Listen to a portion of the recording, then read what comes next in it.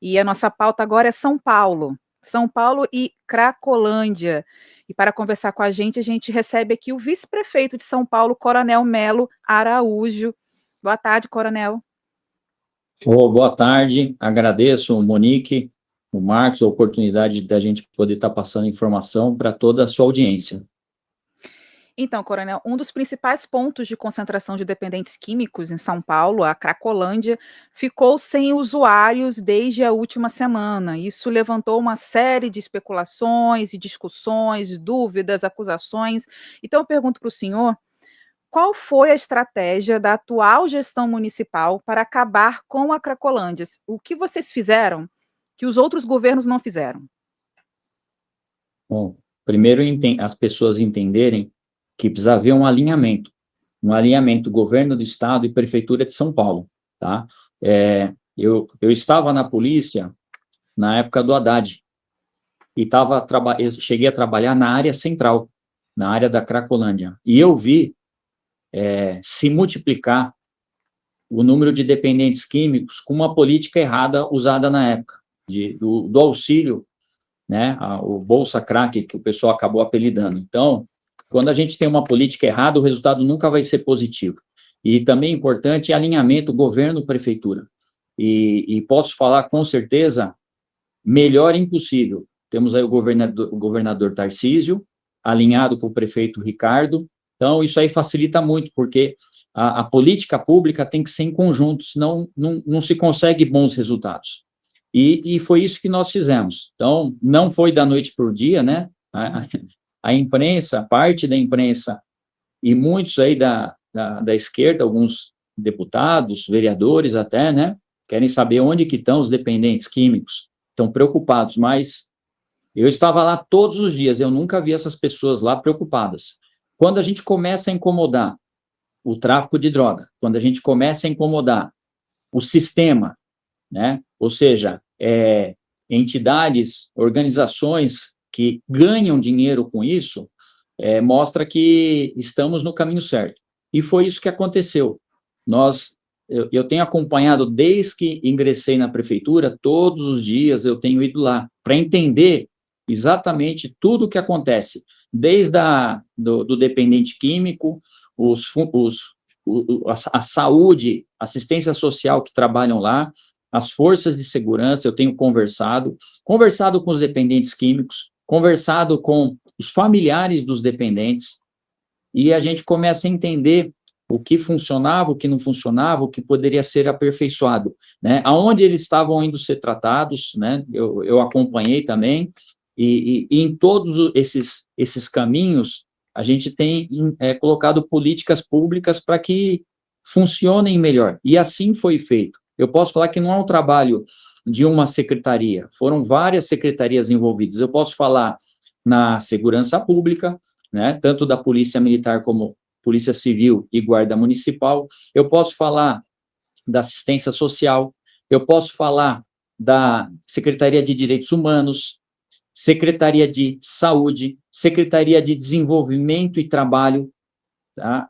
Secretaria de subprefeituras com zeladoria, Secretaria de Limpeza, ou seja, várias secretarias participaram ativamente para que o resultado seja esse que todo mundo está vendo, tá? E a gente foi arrumando, interligando essas secretarias, alinhando para que as coisas funcionassem. Eu posso dar um exemplo, né? Acompanhando o trabalho dos dependentes químicos, para onde eles estavam indo, a gente percebia que chega numa fase final do tratamento deles, eles têm expectativa de voltar para o mundo, né? De conseguir seu emprego. E nós promovemos uma política pública de levar o equipamento da Secretaria de Trabalho dentro da Secretaria de Saúde para trazer essa esperança para essa pessoa. Ou seja, ele sair ali com a sua carta de emprego para trazê-lo de volta para a realidade, né? Então, durante esse processo, muitas coisas foram sendo aperfeiçoadas. Durante o tratamento, cursos profissionalizantes, palestras, então, atividade física. Então, fomos inserindo várias coisas para deixar melhor, e, lógico, ouvindo os dependentes, ouvindo a equipe médica, para a gente ir aperfeiçoando, para as coisas acontecerem. né? Então, dessa forma, foi se criando políticas para melhorar. E o que a gente começou a observar? Que foi diminuindo, tá? Tinha uma época que tinham 300 pessoas durante o dia, depois foi caindo para 280, foram diminuindo, diminuindo, e algumas semanas atrás nós estávamos na faixa de 100, depois caiu para 80, 80 e poucos, e na semana anterior a esse esvaziamento total, nós chegamos num número de 53 pessoas. E para vocês entenderem, 53 pessoas que estavam virando as 24 horas na Cracolândia. Importante lembrar vocês, muitos não sabem, mas à noite a gente tinha um outro problema. Então, durante o dia, nesses números que eu fui falando que foram decaindo, mas à noite se juntava um público aí de 500, 600 pessoas. Esse público que ia à noite são pessoas que têm residência fixa, que trabalham, mas vão lá à noite como se fosse para um happy hour, para usar droga. E na última reunião, várias reuniões a gente faz semanalmente, envolvendo Estado e município, com saúde do Estado, saúde do município, segurança do Estado, segurança do município. E numa última reunião, quando estava com esse número de 50 e poucas pessoas, eu levantei a questão, olha, de dia vem caindo, mas à noite o pessoal do happy hour continua chegando. E nós chegamos à conclusão que, embora tudo que a gente estava fazendo, a droga ainda estava chegando à noite lá. E que a gente precisava estrangular mais ainda o tráfico de drogas. Porque se está indo à noite gente lá, é porque a droga está chegando, senão não iriam. E tomamos a iniciativa, em conjunto, ninguém fez nada sozinho, de estrangular mais o tráfico, reforçar mais o policiamento. Posso até falar um detalhe que, na minha concepção, fez muita diferença. Nós entramos ali também, nessa sexta-feira, com cães farejadores da Polícia Militar e da Guarda Municipal.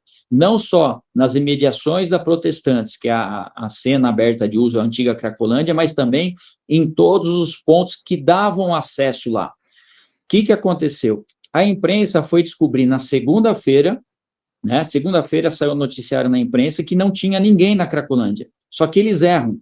Eles erraram porque, na verdade, no sábado já não tinha ninguém, no domingo não tinha ninguém, e na segunda-feira eles perceberam. E o que aconteceu?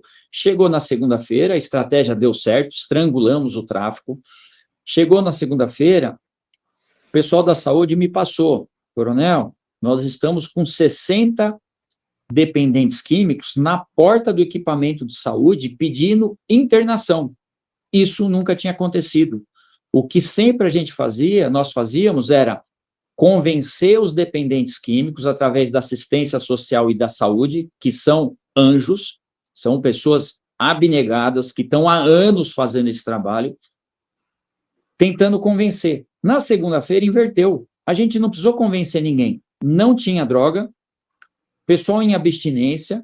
Ele falou assim, já que não tem o que fazer, eu vou me internar. As pessoas foram procurar internação.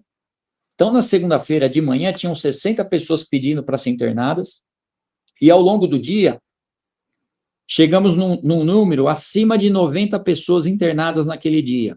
E na terça também foi mais uma leva, e na quarta, e assim até hoje. Tá? Ontem, a média, se eu não me engano, foram 24 pessoas que foram internadas. Então, assim, com a escassez da droga, com o estrangulamento, com prisões sendo feitas, cabe também salientar que a gente está prendendo num dia, essa torneira não fecha, soltam no outro dia o traficante. Mas, com prisões sendo feitas, estrangulando o tráfico, está faltando droga,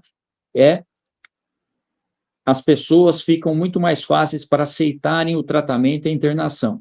Vou falar assim, acabou o problema na Cracolândia? Eu posso falar que nós não temos a Cracolândia nesse momento, mas estamos vencendo.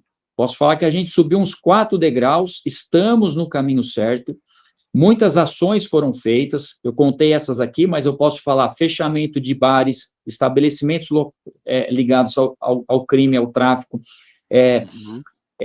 ferros velhos, hotéis. Então, nós tínhamos vários comércios na região que estavam voltados para o crime. e foram fechadas com operações pontuais da Polícia Civil, da Polícia Militar, da Guarda, da subprefeitura com a fiscalização. Então, com vários fechamentos, ou seja, foi tudo assim bem planejado. Fechamentos de estabelecimentos, equipe de saúde entrando, segurança apertando. E na segunda-feira, entramos também com a operação da favela do Moinho, uma operação corajosa do governo do estado, junto com a prefeitura.